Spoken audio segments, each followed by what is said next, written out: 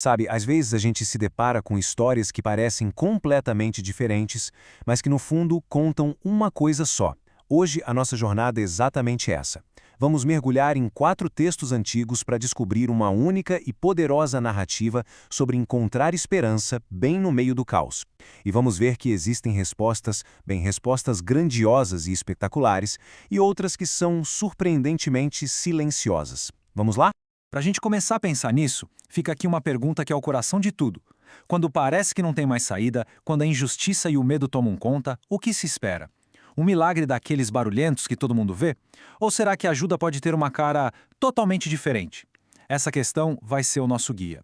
Bom, a nossa história começa com 2 personagens que chegaram no limite. Eles estão enfrentando crises que não só ameaçam a vida deles, mas que abalam a fé, o espírito, tudo isso num mundo que parece ter dado as costas completamente para a justiça. Olha só esses cenários. De um lado, a gente tem Elias, um profeta super poderoso, mas que agora está fugindo no deserto, tão cansado de tudo que ele chega a pedir para morrer. Do outro lado, o apóstolo Pedro, trancado a 7 chaves na prisão, acorrentado, só esperando a hora da execução.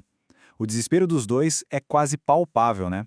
É um retrato de um mundo dominado pela força e pela perseguição. E esse provérbio aqui, ele mostra que o buraco era mais embaixo. O problema não era só pessoal, de Elias ou de Pedro. Era um problema do sistema. A rainha Jezabel, que caçava um homem justo como Elias, e o rei Herodes, que prendeu o inocente Pedro, os dois são a imagem exata dessa inversão de valores. Então a grande questão é, como é que a esperança consegue nascer num lugar desse? E aí a gente chega na primeira forma de resposta que os textos apresentam. Aquela que é cheia de poder, de força, com milagres que desafiam qualquer lógica. Basicamente, a resposta que todo mundo gostaria de ver. A história de Pedro é praticamente um roteiro de cinema. Pensa na cena. Uma cela escura, super vigiada e, de repente, uma luz imensa. As correntes simplesmente se soltam e caem no chão. Ele passa pelos guardas como se fosse invisível, e para fechar com chave de ouro, o portão de ferro da cidade se abre sozinho. É uma demonstração clara, sem espaço para dúvida, de um poder sobrenatural que ignora qualquer barreira física. E o Salmo 136, ele meio que pega essa mesma ideia de poder, mas leva para uma escala cósmica. Ele não fala só de libertar uma pessoa da prisão. Ele fala de criar o universo, de fazer o sol e a lua, de abrir o mar no meio e de derrubar impérios inteiros. A mensagem é muito clara. O poder que tirou Pedro daquela cela é o mesmíssimo poder que criou o mundo. Mas olha só, tem um aviso muito importante aqui. O mesmo texto que conta o milagre de Pedro também conta o que aconteceu com o rei Herodes. Por se achar um Deus, por aceitar ser adorado, o fim dele é terrível.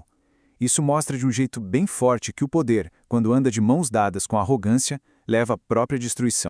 Agora, a gente muda completamente de cenário. Deixamos para trás o barulho da prisão, as demonstrações de força e vamos para uma montanha solitária junto com o profeta Elias, aquele que estava em total desespero. Ele também estava esperando uma demonstração de poder, mas o que ele encontra, nossa, é algo totalmente diferente. Elias está lá, na montanha, e a natureza simplesmente explode ao redor dele. Primeiro, um vento tão forte, mas tão forte que chega a quebrar as rochas. Uma demonstração de força bruta, exatamente o tipo de coisa que a gente viu antes. Só que aí a história faz uma observação fundamental. Deus não estava ali no vento. Logo em seguida, o chão treme. Um terremoto. Outro símbolo clássico de um poder gigantesco, incontrolável. A expectativa só aumenta. Bom, se não foi no vento, com certeza vai ser agora no terremoto. Mas, de novo, a mesma frase. O Senhor não estava no terremoto. E para finalizar, o fogo. Um elemento poderoso que purifica e destrói, que em tantas outras histórias representa a presença divina. A tensão chega no máximo, mas pela terceira vez vem aquela negação surpreendente. Deus não estava no fogo. Todo aquele espetáculo não era a mensagem de verdade. E então, depois de todo o barulho, de toda a fúria da natureza, acontece o inesperado. Um silêncio que é preenchido não por um trovão, mas por uma voz mansa e delicada, um suave sussurro. É aqui. É nesse lugar de quietude, de gentileza, que o verdadeiro encontro acontece. A presença divina não se mostrou na força que quebra rochas, mas na calma que acolhe a dor. Então a pergunta é, como é que a gente conecta essas duas experiências tão opostas? O milagre espetacular de Pedro e o encontro silencioso de Elias? A resposta parece estar num princípio que costura todas essas histórias. Lembra do Salmo 136, aquele que fala do poder cósmico? Pois é, tem um detalhe nele que muda tudo. Cada um dos seus 26 versículos termina com a mesmíssima frase. Isso revela que o foco do Salmo não é o poder pelo poder, mas o que está por trás dele. Um amor que é constante, leal e que nunca, nunca falha. Esse amor leal é o fio que une tudo. É por causa dele que um anjo derruba os muros da prisão para salvar Pedro. E é por causa dele também que Deus encontra Elias não numa tempestade, mas num sussurro gentil para curar o desespero dele. A forma como a ajuda chega pode mudar, mas a fonte, esse amor, é sempre a mesma. E os provérbios, eles trazem essa verdade toda para a nossa vida prática, sabe? Para o dia a dia. Eles nos alertam contra as mesmas atitudes que levaram Herodes e Jezabel à ruína, comprar briga à toa e distorcer a justiça. A sabedoria não está só nos grandes eventos, mas nas pequenas escolhas que podem evitar que uma crise sequer comece. E assim a gente termina com essa reflexão.